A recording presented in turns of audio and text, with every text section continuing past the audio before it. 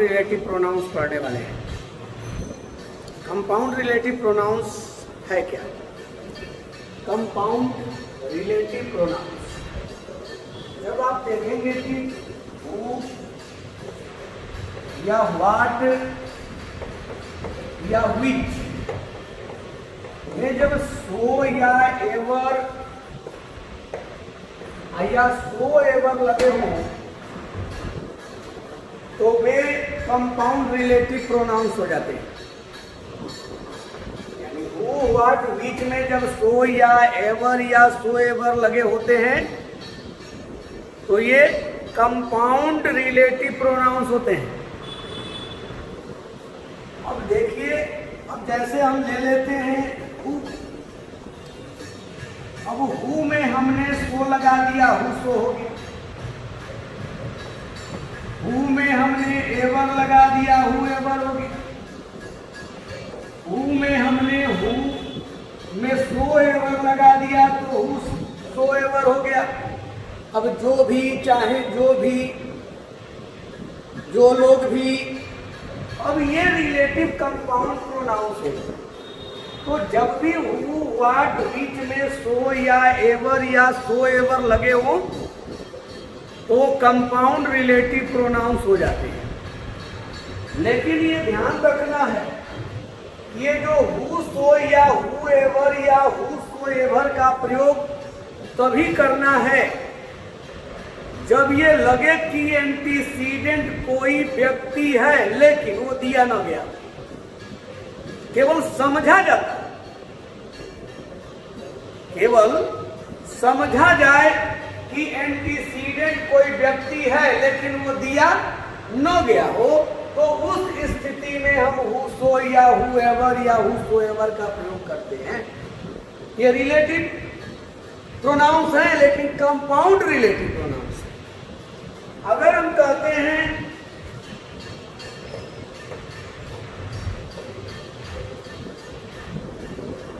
जो भी प्रथम आएगा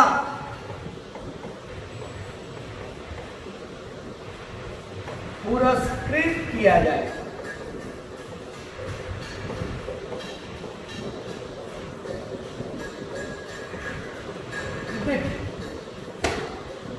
जो भी प्रथम आएगा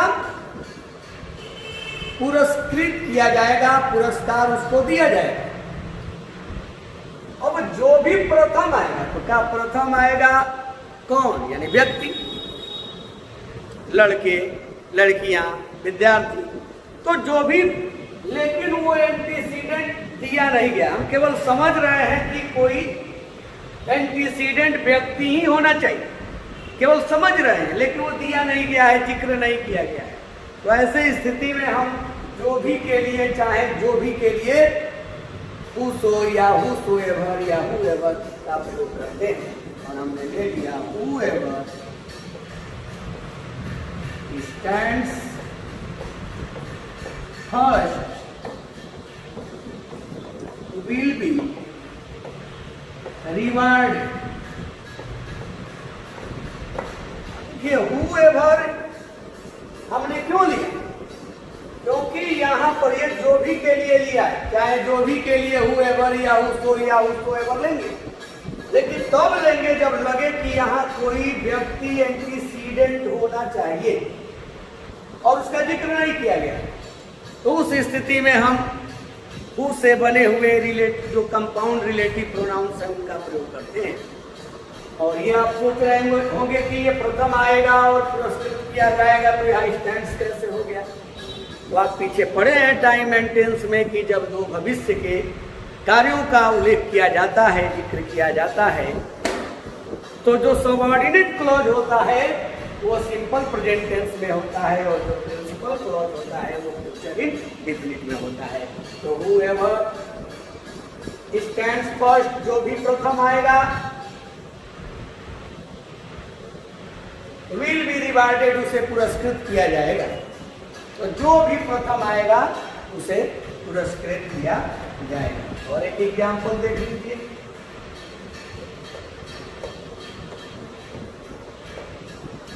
अगर हम कहते हैं कि चाहे जो भी देर से आएगा दंडित किया जाएगा,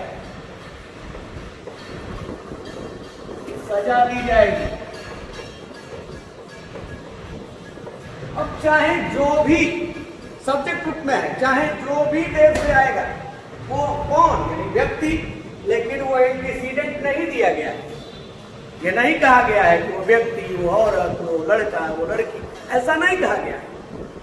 तो ऐसे स्थिति में हम ले लेंगे कंपाउंड रिलेटिव प्रोनाउन, और व्यक्ति का जब बोध हो रहा है तो हु से बना हुआ ले लेंगे। हमने ले लिया हु, सोएवर भी ले लिया, चाहे जो भी, हु सोएवर चाहे जो भी, या हुएवर जो भी, कम्स लेट सबऑर्डिनेट क्लॉज है सिंपल प्रेजेंट में, तो हु सोएवर कम्स लेट चाहे जो भी देर से आएगा, विल बी पनिश, वो दंडित किया जाएगा, यानी सजा उसको दी जाएगी। तो will be punish, whosoever comes late will be punished, तो जो भी देर से आएगा सजा दी जाएगी या दंडित किया जाएगा। तो whosoever comes late will be punished। तो ये आपने देखा कि who से बने हुए कंपाउंड रिलेटिव प्रोनाउंस का प्रयोग करते हैं कब? जब देखते हैं कि एंटीसीडेंट कोई व्यक्ति होनी चाहिए, कोई व्यक्ति ही एंटीसीडेंट हो लेकिन दिया ना गया हो, समझा जाए कि होना चाहिए व्यक्ति ही है यहाँ पर एंटीसीडेंट। अगर दे दिया गया है तो नहीं, दिया न गया हो, एंटीसीडेंट न रहे, केवल समझा जाए, तब हम इनका प्रयोग करते हैं, और वो भी सब्जेक्ट रूप में, क्योंकि वो सब्जेक्ट का काम करता है। नॉमिनेटिव केस में तो अब आएगा, देर से आएगा तो व्यक्ति, तो यहाँ सब्जेक्ट रूप में। ऐसे ऑब्जेक्ट रूप में whomsoever का प्रयोग किया जाता है। whom क्योंकि ऑब्जेक्ट है who का, तो whomsoever का भी प्रयोग होता है। अब जिनको भी, चाहे जिनको भी, ऑब्जेक्ट रूप में। अब ऑब्जेक्ट रूप में whomsoever का प्रयोग होता है, ये भी कंपाउंड रिलेटिव प्रोनाउन है whomsoever, लेकिन ये ऑब्जेक्ट रूप में। और whom भी व्यक्ति के लिए ही आता है। जब हम समझेंगे कि एंटीसीडेंट कोई व्यक्ति है लेकिन दिया ना गया, तो हम ऑब्जेक्टिव केस के रूप में whomsoever को लेते हैं। जैसे अगर हम कहते हैं मदद करो,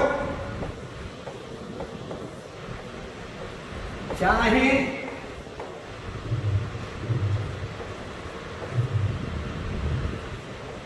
जिससे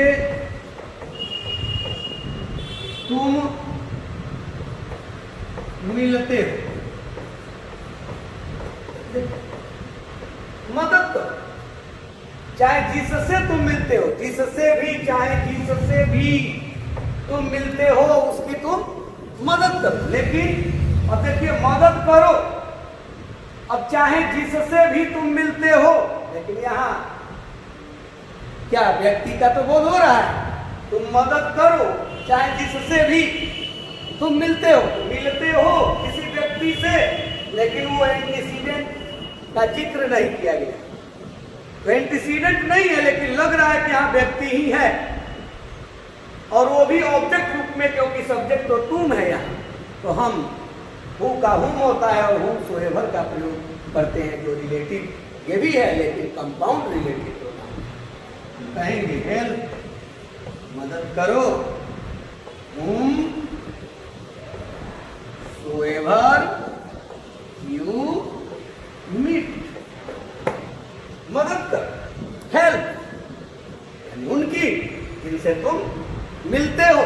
तो ये whomsoever कंपाउंड रिलेटिव प्रोनाउन है। अब ये ऑब्जेक्टिव केस में हो गया। whoever जो था, whosoever जो था, वो सब्जेक्ट रूप में नॉमिनेटिव केस में था, और ये whomsoever जो हुआ वो ऑब्जेक्टिव केस में होगा। लेकिन ये व्यक्ति के लिए, जब लगे कि व्यक्ति ही एंटीसीडेंट हो तब। अब देखिए,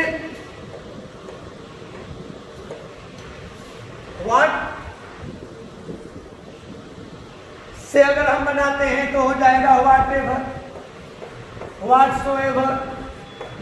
ये जो देख रहे हैं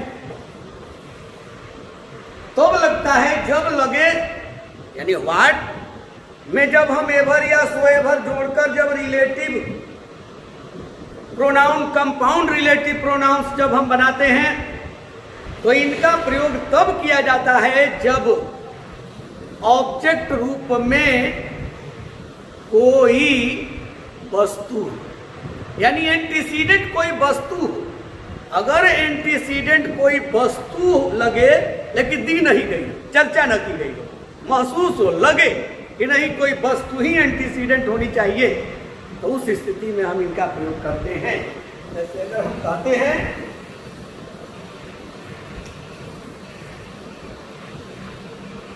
करो चाहे जो भी तुम चाहते हो, करो चाहे जो भी तुम चाहते हो करो, डू।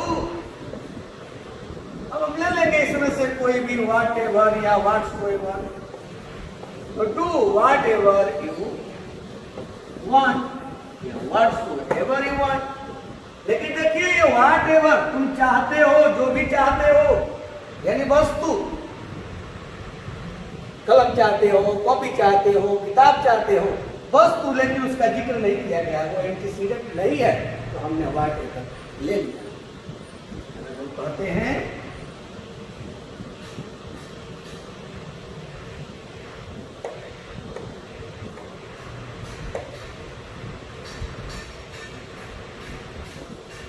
खाओ चाहे जितना तुम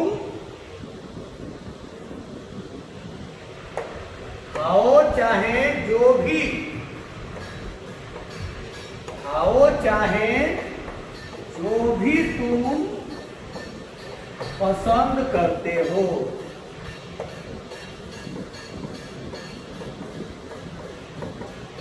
अब इट खाओ, व्हाट सोएवर, चाहे जो भी या व्हाटएवर जो भी, तो इट व्हाट सोएवर खाओ, चाहे जो भी तुम लाइक करते हो, पसंद करते हो। देखिए ये व्हाट सोएवर आया, लेकिन यहाँ एंटीसीडेंट नहीं है, वो नाउन या नाउन इक्विवेलेंट नहीं है। खाओ जो भी, चाहे जो भी तुम पसंद करते हो, जो तुम पसंद करते हो, तो जो भी तुम पसंद करते हो खाओ। अब देखिए, अब विकल्प की स्थिति में व्हिच लगता है, तो उस स्थिति में अगर व्हिच है तो व्हिच में भी एवर जुट गया, व्हिच एवर हो गया, या व्हिच में भी सोएवर जुट गया, व्हिच सोएवर हो गया। अब चाहे जिसको भी, चाहे जिनको भी, जहां विकल्प का बोध होता है, तो विकल्प का बोध होता है, लेकिन वो भी वस्तु के लिए ही भी जाता है, लेकिन वो एंटीसीडेंट दिया हुआ न हो, केवल समझा जाता हो कि नहीं कोई वस्तु है और विकल्प रूप में है, और जो भी तुम ले सकते हो, यानी तुम ले सकते हो चाहे जो भी तुम पसंद करते हो। अब ये पसंद करते हो तो भी, ये पसंद करते हो तो भी, यानी विकल्प रूप में भी जाता है। हम कहेंगे, जैसे हम कहते हैं कि तुम ले सकते हो चाहे जो भी तुम पसंद करते हो। अब विकल्प रूप में है, जो भी तुम पसंद करते हो, ले सकते हो, ये, लेकिन वस्तु ही, तो वस्तु ही रहे तो उस स्थिति में व्हिच भी लेते हैं। यू कैन टेक, तुम ले सकते हो, व्हिच एवर, चाहे व्हिच सोएवर यू लाइक। तो ये व्हिच एवर लगा, लेकिन यह जब लगा कि नहीं तुम ले सकते हो, अब ये ले सकते हो, चाहे ये ले सकते हो या ये ले सकते हो, जो भी तुम पसंद करते हो उनमें से ले सकते हो जहाँ विकल्प है। तो उस स्थिति में हमने विच एवर लगाया, लेकिन वो विकल्प के तौर पर वो एंटीसीडेंट क्या बोध हो रहा है कि वो कोई वस्तु है। तो वस्तु जब रहे बोध हो तो उसी समय उस समय हम विकल्प के तौर पर विच एवर लेते हैं, और जब ऑब्जेक्ट रूप में रहता है तो व्हाट एवर लेते हैं। जब सब्जेक्ट रूप में रहे और व्यक्ति का बोध हो तो हु सो या हु सो एवर या हु एवर ले लेते हैं, और जब व्यक्ति के रूप में और ऑब्जेक्ट रूप में रहता है तो उस समय हम हुम सो एवर लेते हैं। लेकिन ये ध्यान रहे कि ये तभी लेते हैं जब एंटीसीडेंट केवल समझा जाता हो, दिया गया न हो। याद रखिएगा। Thank you.